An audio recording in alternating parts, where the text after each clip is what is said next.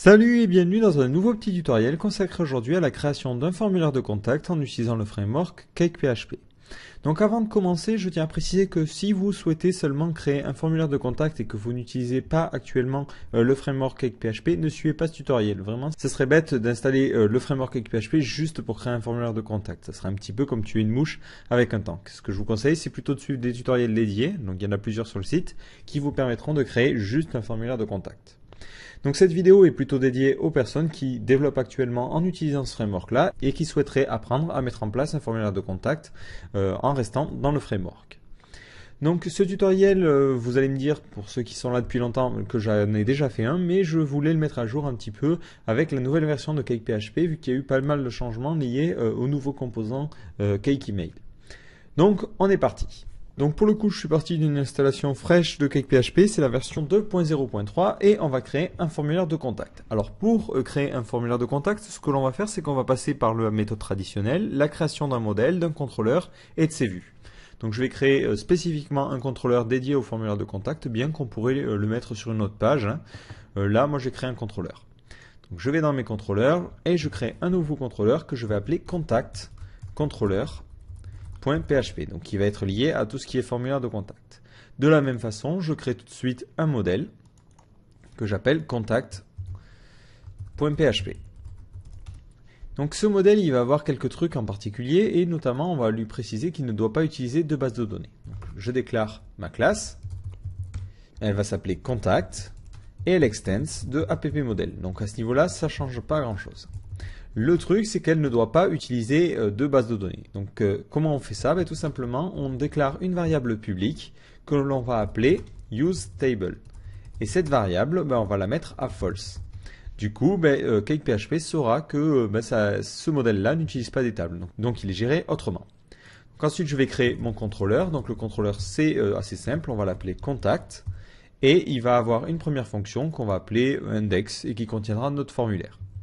Donc maintenant, si je vais sur la page contact, hop, vous voyez que j'ai l'erreur classique, il ne trouve pas la vue index. Donc je vais créer cette vue tout de suite. Donc je vais dans mon dossier view, je crée un nouveau dossier au nom de mon contrôleur, donc contact avec un C majuscule.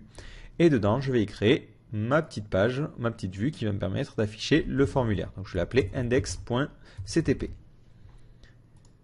Donc cette vue, je vais tout de suite l'éditer. Donc hop. Et dedans, je vais mettre ici mon formulaire de contact. Donc là, je vais juste mettre un title for layout en mettant me contacter.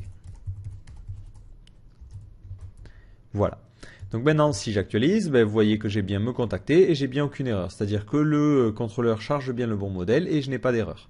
Alors pour créer mon formulaire, ça va être relativement simple. On va passer par le helper form. Donc je vais dans ma vue et je commence. Donc d'abord, je fais un form create. This form create et à l'intérieur je mets le modèle que je veux utiliser. Donc moi c'est le modèle contact. Ensuite je n'oublie pas de fermer le formulaire tout de suite. Donc this form end et je vais mettre envoyer. Ça enverra l'email. Voilà. Donc ensuite les différents champs. Alors là c'est un petit peu comme vous voulez, vu qu'on n'a pas de table et pas de base de données, mais on peut appeler les champs comme on veut. Le seul intérêt après ça va être d'utiliser règle de validation. Donc moi par convention j'ai choisi de toujours nommer mes champs de la même façon et en anglais. Donc je vais avoir un premier champ qui contient le nom de la personne, donc je vais mettre name et ici je mets votre nom. Ensuite, j'ai un second champ qui contient l'email de la personne. Donc là, je mets email. Et au niveau du label, je mets votre email. Et enfin, je finis par le contenu. Donc hop, encore un input. Et ici, je mets content. Et là, ce sera votre message. Hop. Donc si maintenant j'actualise, vous voyez qu'il y a un petit problème. Il essaie de charger la base de données, la configuration de la base de données. Alors moi, hop, vu que j'ai pris une installation toute fraîche, je n'ai pas ce fichier-là, donc je vais juste le renommer en database.php. Voilà. Et ici, je vais mettre les informations de connexion à la base de données, bien que je ne m'en servirai pas. Voilà. Donc là, il a vraiment besoin, lui, d'une base de données, mais au final, vous voyez qu'il ne s'en sert pas. En revanche, si au niveau de mon modèle, je enlève ce useTable, là, il va avoir un problème parce qu'il ne va pas trouver la table. Voilà. Donc c'était juste pour vous montrer ça. Il faut quand même configurer notre base de données. Donc vous voyez ici, j'ai le champ pour mettre mon nom, mon email. Par contre, le message, j'aimerais bien que ce soit un texte AREA. Mais là, c'est très simple, hein, vous avez juste à mettre au niveau du formulaire, hop, vous rajoutez type égale texte AREA. Et si vous actualisez, vous voyez que ce coup-ci, j'ai un texte AREA. Voilà, donc là, mon formulaire fonctionne et si je clique sur envoyer, ça renvoie toujours sur la même page. Donc maintenant, on va faire la partie traitement, c'est-à-dire qu'on va devoir tester les informations et les envoyer. Donc au niveau du traitement, ça va être relativement simple. Au niveau de notre contrôleur, ici, on va tester si des données ont été postées. Donc if, this, request, et on utilise les données, elles sont envoyées en poste. Donc si des données sont envoyées en poste, alors on pourra les envoyer et envoyer notre email. Alors ce que je vais faire ici, plutôt que faire tout un tas de traitements pour vérifier l'email et vérifier tout un tas de choses, on va directement utiliser le modèle. Et pour faire ça, on va utiliser une fonction, par exemple send. Bon, vous l'appelez un petit peu comme vous voulez, et on va la créer dans notre modèle. Donc ici, public function, donc elle va s'appeler send et elle prend en paramètre les données. Donc plutôt que l'appeler data, qui peut être long, on va juste mettre d, et ensuite elle fera toute la partie traitement. Et du coup, au niveau de mon système, ici, je mettrai this, mon nom de modèle, contact, et ensuite ma fonction, send. Et qu'est-ce que je lui enverrai? J'y enverrai les données, this, request, data. Et pour éviter d'envoyer l'index, je mets ici l'index. Donc automatiquement, au niveau de mon modèle, si je fais ici un petit debug de D, vous allez voir que je vais obtenir les informations qui ont été tapées. Donc je tape un petit peu n'importe quoi, et j'envoie. Et vous voyez qu'automatiquement, le modèle récupère bien les informations. Donc l'idée de cette fonction-là, c'est une fonction qui va fonctionner de manière relativement classique, à un détail près, c'est qu'elle returnera true si l'envoi s'est bien passé, et elle returnera false si l'envoi s'est mal passé. Voilà, c'est la seule spécificité de ce modèle-là, de cette fonction-là. Voilà, donc qu'est-ce que l'on va faire maintenant? On va se charger d'envoyer l'email. Alors pour gérer tout ce qui envoie d'email, il faut modifier dans config le fichier email.php.default, vous enlevez le default au niveau du nom du fichier et vous éditez ce fichier-là. Donc à l'intérieur, vous allez avoir les différentes configurations qui permettent d'envoyer un mail. Donc ce que je vous conseille de faire, c'est de laisser la version par défaut si vous êtes sur un développement distant. Si vous êtes en local, utilisez la version SMTP pour choisir un serveur SMTP spécial pour envoyer l'email, sachant que par défaut, en local, il est impossible d'envoyer des emails. Donc du coup ici j'ai cette configuration là, donc moi j'ai configuré mon serveur WAMP pour être capable d'envoyer des emails. Du coup je peux directement utiliser la fonction mail de PHP. Et je vais laisser les informations par défaut. Donc mon composant est bien configuré, maintenant je peux l'utiliser et envoyer les emails. Alors comment ça fonctionne? Si vous voulez avoir plus d'informations, vous allez tout simplement sur l'API de CakePHP, la doc, et vous cherchez le composant Cake Email. Donc ça c'est un nouvel objet qui est apparu avec CakePHP 2.0 et qui permet directement de gérer l'envoi d'email. Donc l'avantage c'est que ce n'est plus un composant intégré dans le corps de CakePHP et du coup ça permet d'alléger le système vu qu'on ne le charge que quand on en a besoin. Donc cette classe n'est pas chargée par défaut, c'est ce que je viens de dire, du coup il faut la charger. Alors pour charger une classe, c'est très simple, vous faites app, uses, et vous mettez le nom de la classe à charger. Donc ici moi c'est Cake Email, et ensuite vous mettez le nom du dossier où le trouver. Donc comment on connaît ce nom-là? Tout simplement dans la doc, vous voyez dans File Name, vous avez le nom du dossier. Donc ce que vous devez recopier c'est ça, network/email. Donc ici, au niveau de mon use, je vais mettre network/email. Et du coup, après, je peux utiliser mon composant en faisant par exemple mail égale new cake email. Voilà. Donc ce composant, si vous l'initialisez juste comme ça, il sert à rien. Ce qu'il faut faire maintenant, c'est envoyer notre email. Alors pour envoyer l'email, c'est relativement simple. Cette fonction est très bien foutue. Vous faites le nom de l'objet et ensuite on peut chainer les différentes méthodes. Donc d'abord, on choisit à qui on va l'envoyer. Donc moi, je mets ici un email de test. Ensuite, on met à qui on veut l'envoyer, de qui on va l'envoyer. Donc là, pour le from, je vais encore une fois mettre la même adresse. Donc là, le problème c'est que à force de chainer les arguments comme ça, on va se retrouver avec une ligne très longue. Pas de souci, ce que vous pouvez faire, c'est aller à la ligne à chaque fois comme ça, histoire d'être un petit peu plus clair, et ça va fonctionner. Donc là, j'envoie l'email à cette adresse-là. Depuis cette adresse-là, je continue. Je vais fixer le sujet à travers la fonction subject. Donc là, on va mettre contact, site. Bon, après, à vous de choisir le sujet que vous voulez. Et on s'arrête là. Ce que l'on peut faire ensuite, c'est envoyer le mail. Donc, pour envoyer le mail, tout simplement, on utilise la fonction send. Sauf que cette fonction, elle peut retourner true s'il y a rien qui s'est passé et que le mail s'est bien envoyé, et false sinon. Donc ici, moi, ce que je vais faire, je vais mettre if mail send. Alors, entre parenthèses, donc dans send, je vais mettre mon petit message. Donc, salut, ça va. Et donc, si tout s'est bien passé, dans ce cas-là, je retourne true. Dans ce cas-là, je retourne true. D'ailleurs, ce que je peux faire, histoire d'aller encore un petit peu plus vite, c'est plutôt que faire ce if, directement retourner le résultat de cette fonction-là. Donc ça retournera true s'il n'y a eu aucun problème et false sinon. Et du coup, là, mon mail a dû bien s'envoyer. Donc ce que je vais faire un petit test tout de suite.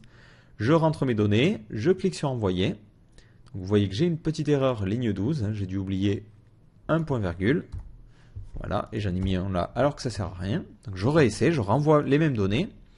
Et là, vous voyez que ça mouline un petit peu, c'est en train de m'envoyer l'email. Voilà. Et du coup, au niveau de ma boîte mail, vous voyez que j'ai bien reçu l'email. Donc ça, c'est la version basique. Évidemment, ça envoie un message qui ne ressemble pas du tout à ce que l'on veut. Et en plus, donc voilà, là, vous voyez qu'on a déjà la base. Donc ce que l'on doit faire maintenant, c'est créer le message en fonction de ce qu'a tapé l'utilisateur. Évidemment, comme ça ne sert à rien. Donc là, pour envoyer cet email, vous avez deux solutions. Soit directement vous récupérez les informations et vous les injectez dans ce send, ce qui peut être un petit peu pénible si vous voulez formater des jolis mails. Soit ce que vous pouvez faire, c'est directement utiliser un template et une vue. Alors pour ce faire, c'est très simple. Vous avez dans le dossier View, un dossier qui a déjà été créé qui s'appelle Email. Et dans ce dossier, vous allez y mettre vos différents emails. Donc soit au format HTML, soit au format texte, suivant ce que vous voulez. Donc moi du coup je vais mettre de l'HTML tout simplement parce que je sais que ma boîte email l'accepte. Donc là je vais renommer ça et je vais l'appeler contact.ctp. Et dans cette vue je vais mettre un petit message. Donc je vais mettre l'utilisateur ou le nom de la personne, donc ça va être name, vous a contacté, deux points, et le message content. Voilà.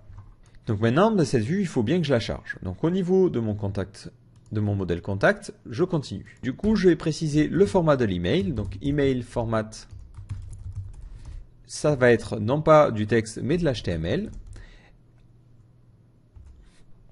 Et enfin, je finis par le template à utiliser. Donc, template, ici, ça sera contact. Et j'ai besoin de lui envoyer les différentes informations, les différentes variables. Donc, c'est un petit peu comme le set. Là, vous mettez view vars. Et vous mettez un tableau contenant l'ensemble des variables à utiliser. Donc moi, j'ai dit que j'allais utiliser le name et que j'allais utiliser le contenu. Ou ce que je peux faire plus simplement, c'est directement envoyer le tableau des données de mon send. Et automatiquement, ça créera le nom, le contenu et l'email de l'utilisateur. Comme ça, je pourrai directement les récupérer dans ma vue. Donc au niveau du send, je n'ai plus besoin de mettre du contenu vu qu'automatiquement, ça chargera ce template-là. Donc je fais un petit test, je renvoie. Donc les données vont s'envoyer par mail. Hop, j'actualise. Et voyez que j'ai un second email qui contient le nom de la personne, vous a contacté, et ensuite le contenu. D'ailleurs, on remarque un petit truc. Bon, déjà, vous voyez qu'il a mis le petit message ici. Donc ce message, c'est tout à fait normal. C'est parce qu'on n'a pas créé de layout par défaut pour les emails. Donc si vous voulez en créer un, c'est tout simplement dans la vue, vous avez un dossier qui contient les différents layouts, et dans le layout vous avez un layout pour les emails au format HTML et au format texte. Donc moi pour l'instant je m'en fiche, donc je m'en fiche qu'il y ait ce message là, mais si vous voulez l'enlever, vous suffit de créer un layout vide. Donc là on remarque un second truc, c'est que ça me dit machin vous a contacté, mais ça ne met pas le message. Tout simplement parce qu'on avait mis content au niveau de ma vue ici. Donc content ça lui va pas parce que c'est une variable qui est déjà utilisée par le framework, donc on va plutôt mettre message. Et là, au niveau de ma vue contact.ctp, je vais mettre message. Donc automatiquement, hop, je refais un petit test. Je remets les informations. Hop, j'envoie. Hop, et je regarde au niveau de mes emails. Hop, boîte de réception.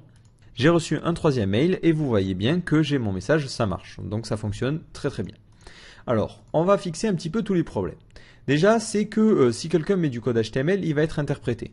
Un exemple tout de suite, s'il met ici son petit message entre H1, hop, comme ça, et qu'il est assez méchant, bon, C'est une boîte email, hein. Normalement on n'est pas capable d'exécuter du code malicieux, mais voilà, la personne met quand même du code HTML, vous regardez votre boîte email et quand vous cliquez, bim, vous voyez que ça a formé un H1. Donc ça, si vous voulez l'empêcher, c'est-à-dire que si jamais les gens tapent de l'HTML, vous voulez le convertir, mais c'est très simple. Au niveau de votre vue email, vous utilisez la fonction H. Donc c'est une fonction qui est intégrée dans CakePHP qui permet en fait d'empêcher l'affichage de code HTML. Donc ça équivaut un petit peu à une fonction HTML entities. Donc automatiquement, si j'actualise, donc j'attends un petit moment, et au niveau de ma boîte de réception, vous allez voir, cette fois-ci, j'ai mon message qui n'a pas été compris qui n'a pas été interprété. Donc après, évidemment, là vous voyez que j'ai sauté des lignes, mais ça n'apparaît pas sur l'email parce que je suis au format HTML. Donc si je veux mettre des lignes ou espacer un petit peu tout ça, mieux vaut que j'utilise évidemment du code HTML. Donc là, je vais mettre un paragraphe, hop, à chaque fois, et histoire d'améliorer un petit peu le message, on met ici un NL2BR. Tout simplement parce que je veux que si l'utilisateur saute des lignes pour m'écrire un mail de contact assez bien organisé, que moi je retrouve la même mise en page. Donc du coup ici, si l'utilisateur met salut ça marche, hop, et met plus loin j'aimerais vous contacter,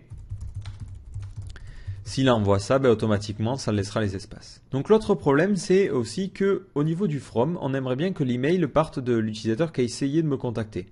Donc là, plutôt que mettre le from, l'adresse email, ce que l'on va mettre, c'est qu'on va mettre l'adresse email qui a été envoyée. Donc c'est $D et email. L'envoyeur sera automatiquement l'email qui aura été rentré. Donc maintenant, hop, je actualise en envoyant ces informations-là et vous voyez que j'ai eu une petite erreur. C'est tout à fait normal, tout simplement parce que volontairement, au niveau de mon champ, vous avez vu que j'ai mis n'importe quoi au niveau d'email. Et le composant CakeEmail me dit, attention là, tu essaies d'envoyer un email à AZ2, c'est pas un email correct, donc ça ne fonctionne pas. Donc là, ce que l'on va faire, c'est mettre en place un système de validation des données. Vérifier que les données qui sont rentrées par l'utilisateur sont valides. Donc, qui dit validation dit que l'on va utiliser le système de validation de CakePHP. Donc au niveau de mon modèle, je vais créer une nouvelle variable publique que je vais appeler validate, qui contiendra mes règles de validation. Donc les règles vont être relativement simples. Au niveau du champ nom, on veut tout simplement que ça ne soit pas vide. Donc rule, on va mettre not empty.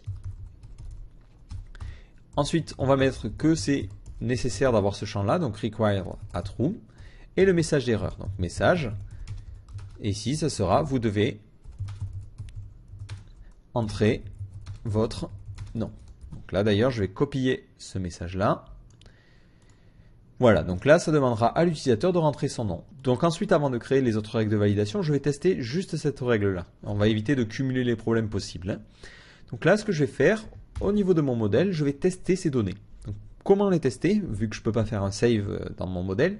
Tout simplement en utilisant le set. Ce que je vais faire, je vais envoyer à mon modèle les différentes variables. Donc je vais faire this, set, et j'envoie les variables. Et ensuite, j'ai juste à utiliser la fonction validate. Donc if this validates, donc si les deux informations qui ont été envoyées sont valides, dans ce cas-là, je ferai tout le reste. Si ce n'est pas le cas, dans ce cas-là, je return false. C'était la chose qu'on a vue tout à l'heure, c'est de return false s'il y a eu un problème. Donc maintenant, je recharge la page. J'ai une petite erreur ligne 4, j'ai dû oublier un point virgule comme d'habitude. Voilà. J'actualise plutôt en haut. Et ici, je laisse ce champ vide et j'envoie. Et là, qu'est-ce que vous voyez? Vous voyez qu'automatiquement, il a détecté que ce champ était erroné. Donc évidemment, là, j'ai un style particulier, mais ce champ est erroné et il a mis mon petit message d'erreur. Donc ça veut dire que le système de validation fonctionne bien. Maintenant, je mets non et j'envoie et vous voyez que ça fonctionne. Donc évidemment, je tombe toujours sur l'erreur parce que je n'ai pas vérifié l'email. Donc hop, je duplique cette ligne-là et cette fois-ci, je vais vérifier l'email. Donc l'email, la règle, c'est très simple, c'est la règle email. Donc c'est une règle qui est déjà comprise dans CakePHP. Et ici, c'est vous devez rentrer votre email ou plutôt vous devez entrer un email valide. Voilà. Et de la même façon, je vais copier encore une fois cette première règle. Et ici, ça sera pour le message. Et ça sera la même chose. C'est que le message ne soit pas vide. Donc là, c'est vous devez entrer votre message. Voilà. Du coup, maintenant, si je ressoumets toutes les informations, hop, vous voyez que j'ai mes erreurs. Donc là, je vais rentrer mon email et mon message. Et automatiquement, j'envoie. Hop, là j'ai oublié effectivement l'email, je renvoie, et ce coup-ci ça va bien fonctionner. Donc au niveau de ma boîte de réception, je vais bien recevoir l'email. Donc voilà, vous voyez, vous en avez la preuve. Alors le problème c'est qu'ici l'utilisateur lui il a absolument aucune idée, il ne sait pas du tout est-ce que les données se sont bien envoyées ou pas. Donc ce que l'on va faire c'est qu'on va utiliser les session set flash et les flash. Donc globalement ce que l'on va mettre c'est un petit message, une petite alerte au-dessus du formulaire. Ce que je vais faire, au niveau de mon layout par défaut, si vous ne l'avez pas, ce que vous devez faire, c'est mettre l'affichage des messages. Donc pour cela, vous mettez echo, vis, session, flash. Voilà. Et ensuite, au niveau de votre contrôleur, vous devez afficher un message. Donc si tout s'est bien passé, donc if, si ce modèle a returné true, dans ce cas-là, ça veut dire qu'il n'y avait pas eu de problème. Sinon, il faut afficher un message. Donc là, je vais mettre un petit message disant tout s'est bien passé. Ou votre mail nous est bien parvenu. Il nous est bien parvenu. Donc j'espère que je ne fais pas de faute d'orthographe. Et sinon, je mets un problème a eu lieu avec l'envoi de votre email. Donc maintenant, j'actualise en me plantant sur un champ. Hop, vous voyez que j'ai bien le message. Je ne me plante pas sur ce champ-là. Je renvoie l'email. Et je vais avoir le message de succès. Le problème, c'est que le style n'est pas forcément super sexy. Donc ce que je vais faire, je vais créer des éléments qui vont me servir de template pour ces messages flash. Donc pour ce faire, vous allez dans le dossier View, dans le dossier ensuite Elements, et vous allez créer un élément. Donc soit vous créez un seul élément qui sert à la fois à l'affichage de tous les messages de notification, soit vous en créez un par type. À vous de voir. Donc là pour changer, moi je vais en créer un par type. Un premier qui va s'appeler ok.ctp, qui contient le message lorsque tout s'est bien passé, et un autre qui s'appelle ko.ctp, qui correspond à un message d'erreur. Donc sur ok, on aura une div qui aura la classe notification et la classe success, et ensuite qui aura un petit paragraphe avec le contenu. Donc le contenu ici, c'est message, ce n'est pas content for layout, vu que je suis sur un élément de flash. Voilà. Et de la même façon, pour KO, je mets la même chose, sauf qu'ici, je remplace la classe success par error. Donc là, évidemment, ces classes que je mets, et ces divs-là, correspondent à mon template à moi. Vous, vous adaptez suivant votre cas.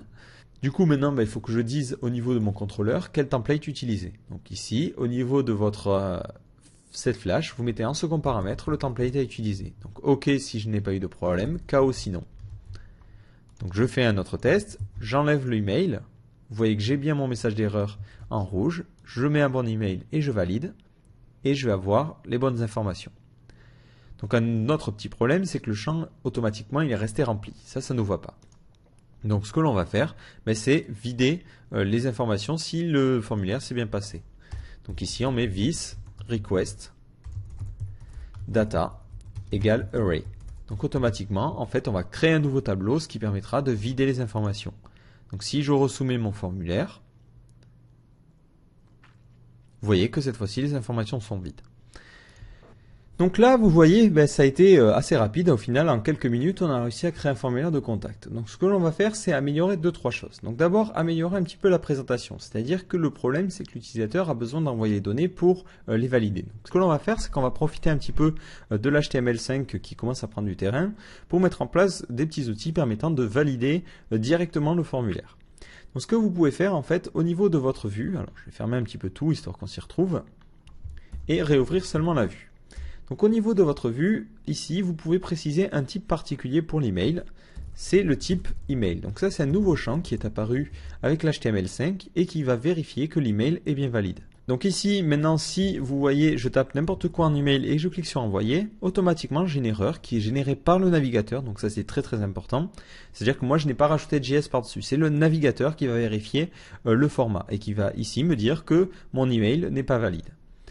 De la même façon, ce que vous pouvez mettre, c'est mettre un champ required qui voudra dire ce champ ne doit pas être vide. Vous le mettez sur l'input de type email, sur le texte rare et sur votre champ non. Et automatiquement, il n'acceptera pas qu'un formulaire soit soumis sans information. Donc là, si vous cliquez sur envoyer, vous voyez qu'il me dit hop, ce champ doit être rempli. Ici, il faut que je mette un email et de la même façon, il faut que je mette ici cette information-là.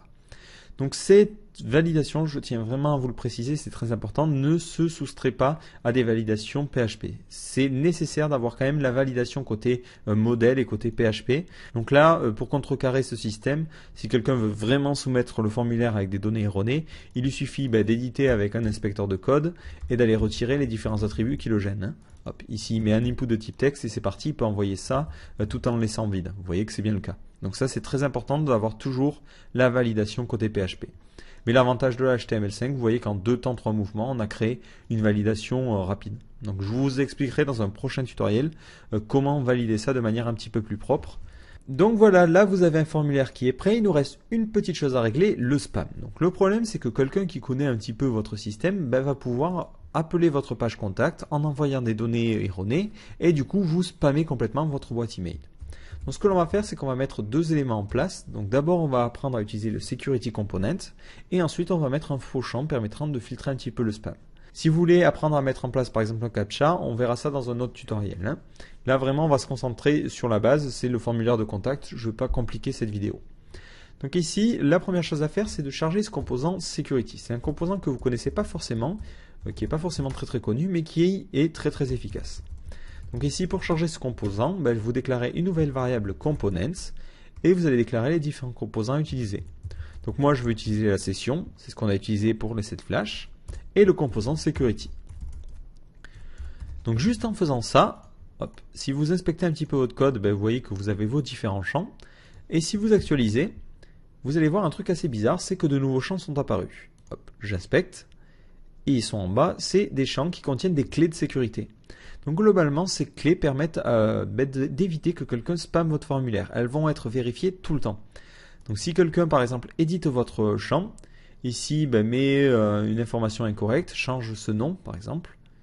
Ici dans le name, hop, c'est où?